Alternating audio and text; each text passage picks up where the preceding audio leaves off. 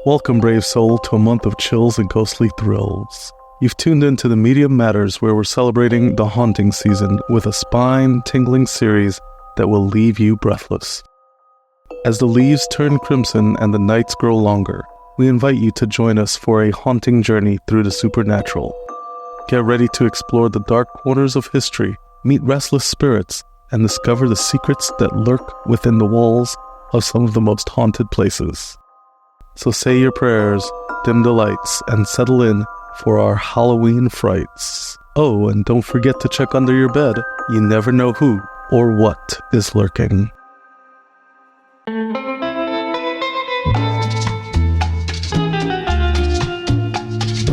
Happiest day, beautiful soul. Welcome back to The Media Matters, the podcast where we're all mini mystics learning about the paranormal, the supernatural, and all the things together.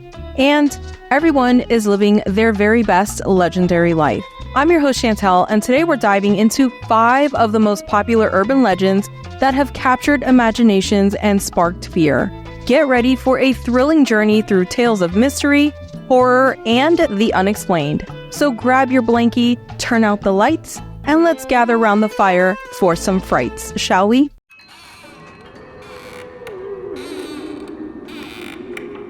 Our first legend is a classic that has versions and cultures all around the world.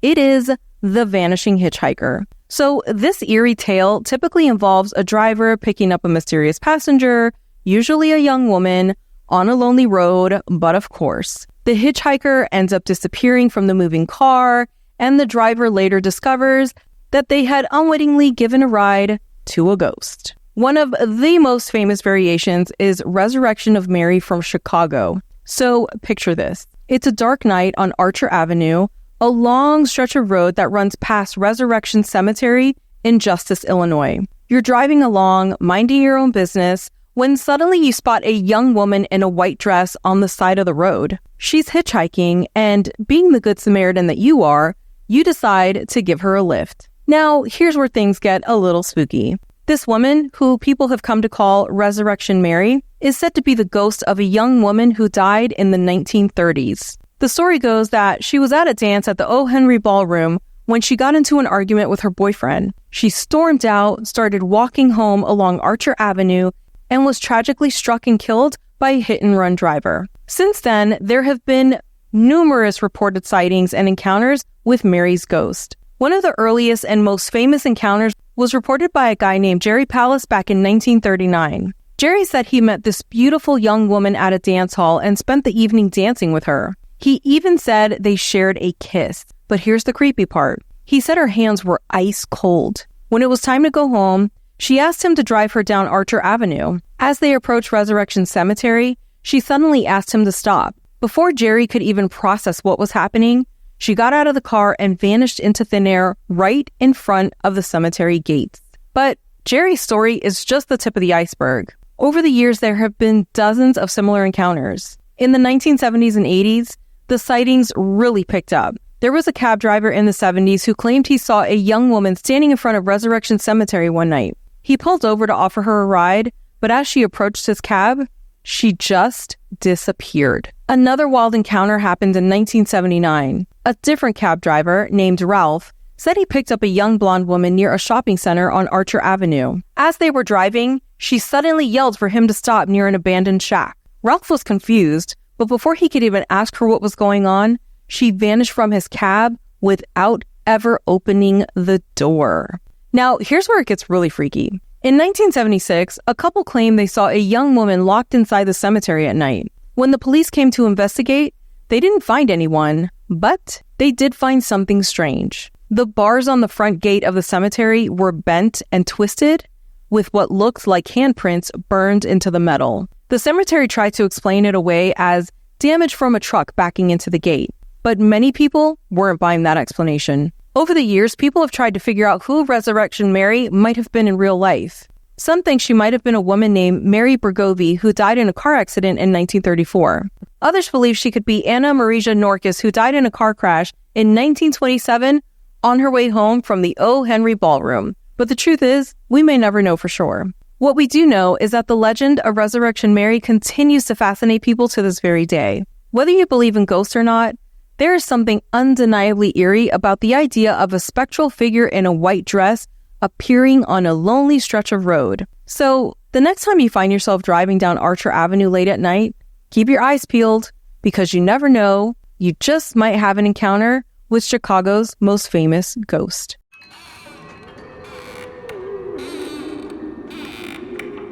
Let's get into one of the creepiest urban legends out there, the Hook. This story has been freaking out teens for decades, and let me tell you, it has all the elements of a classic scary tale. So picture this. It's a dark, moonlit night, and a young couple decides to drive out to Lover's Lane for a little alone time. They're sitting in the car, radio playing softly, when suddenly the music cuts out. An urgent news bulletin comes on, warning that a dangerous killer has escaped from the local insane asylum. And here's the kicker. This guy has a hook for a hand.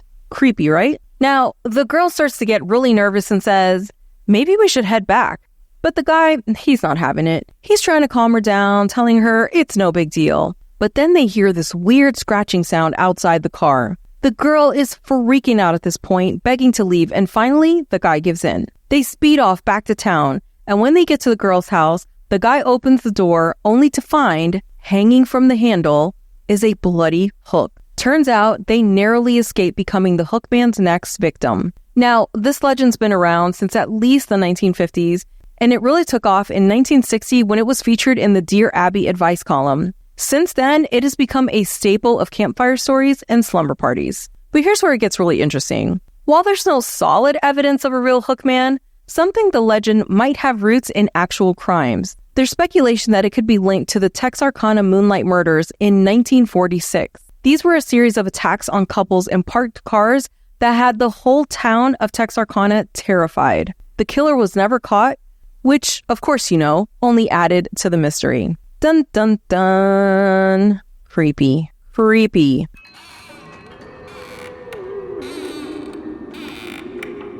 Let's head into the creepy world of Slender Man. So this isn't your typical centuries-old urban legend.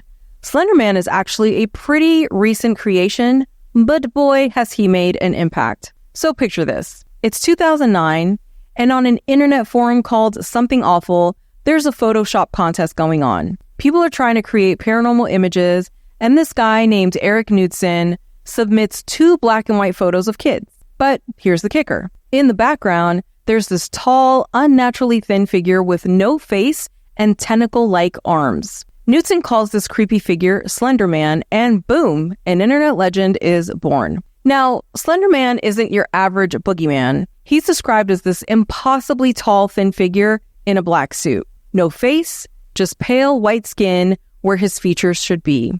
And sometimes he's got these extra arms or tentacles coming out of his back, real creepy-like. The thing about Slender Man is that he doesn't just scare you, he gets inside your head. So people started writing stories about him stalking his victims, especially kids, driving them insane before he takes them. And get this, he can apparently teleport and control people's minds.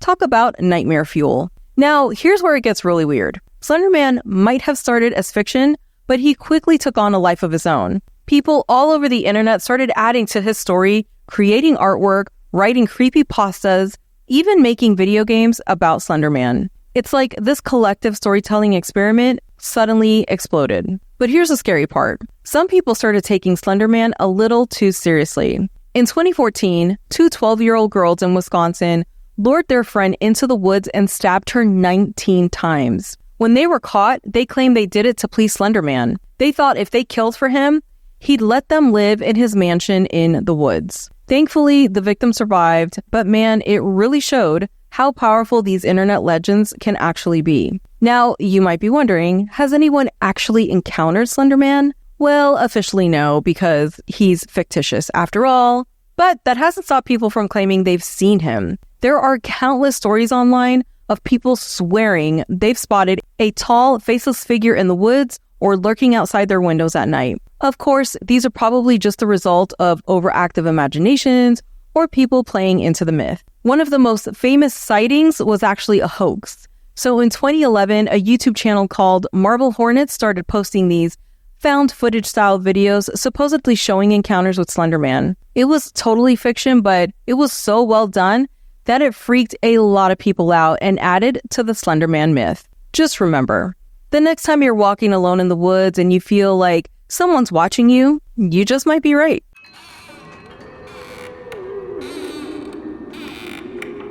Our next legend taps into one of the most vulnerable situations imaginable: being alone in a house with kids you're responsible for.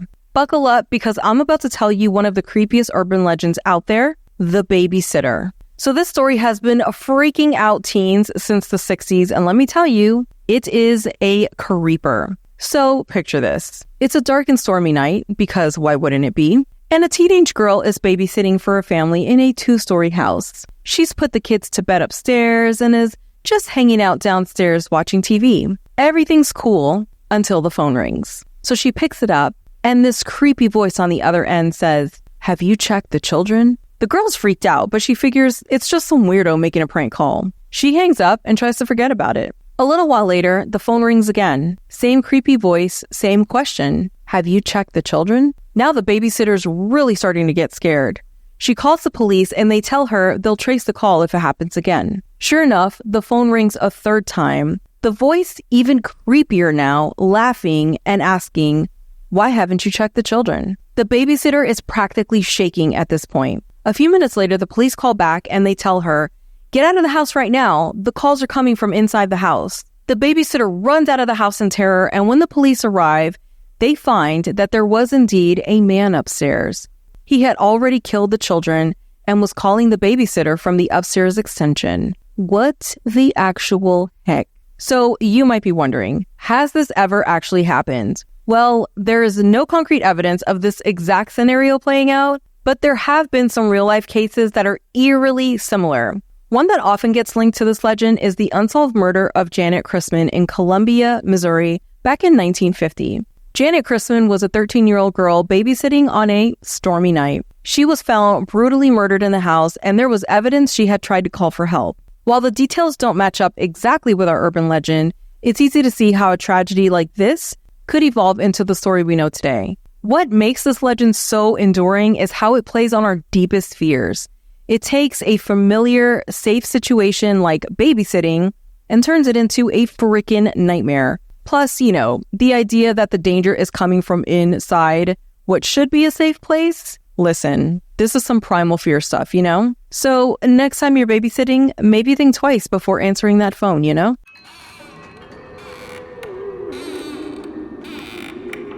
Our final legend is a classic tale of terror that's been circulating for decades and is another creepy one. This is the licked hand. So picture this. It's a dark and stormy night because, of course, that makes everything better. And there's a young girl home alone for the very first time. Her parents are out for the evening, but they've left her with the family dog for company. She's feeling pretty nervous, especially when she hears on the news that there's a killer on the loose in her neighborhood. Naturally, she's freaking out a bit. So she goes around the house double-checking that all the doors and windows are locked. But she forgets to check the basement window. Classic horror movie mistake, am I right? Anyway, she heads up to bed, taking the dog with her for protection. Her dog sleeps under her bed, and he's there to keep her safe. So in the middle of the night, she wakes up to this creepy dripping sound coming from her bathroom. Now, she's really scared, but she's too terrified to get up and check it out. So what does she do? She reaches down to pet her dog for comfort. She feels a reassuring lick on her hand and manages to fall back asleep. The next morning, she goes to the bathroom and finds her dog.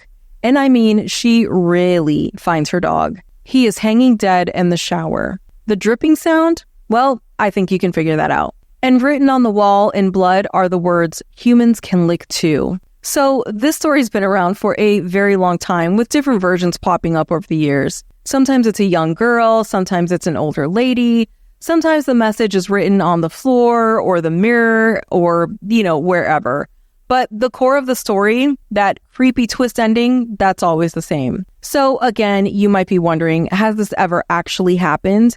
And again, there's no concrete evidence of this exact scenario playing out in real life. However, back in the 1990s, the fact-checking website Snopes found a similar story in an Englishman's diary from 1871. It wasn't quite as gruesome, but it had the same idea of mistaking a human for a dog. So next time you're home alone on a dark and stormy night, and you reach down to pet your beautiful, delicious dog for comfort, well, maybe turn on the lights first, just to be sure it's your beautiful, delicious dog. And there you have it, my beautiful friend. 5 of the most chilling urban legends from around the world. From vanishing hitchhikers to the call coming from inside the house, these stories have captivated and terrified people, big and small, for generations. They tap into our deepest fears, challenge our sense of safety, and remind us that the line between reality and nightmare might be thinner than we think. As you turn off the lights tonight, take a moment to appreciate the power of these stories. And who knows, maybe you'll think twice before checking that strange noise, picking up a hitchhiker, or answering the phone. If you enjoyed this episode, and I really hope that you did, please follow for more and share it with the ones you like and love, because sharing is caring. Don't forget to tune in every Monday, Wednesday, and Friday in October, because we're bringing all the tricks and treats, and you don't want to miss out. Until next time, this is Chantel with the Media Matters, reminding you to lock your doors and windows. You never know which urban legend is right around the corner. Sweet dreams!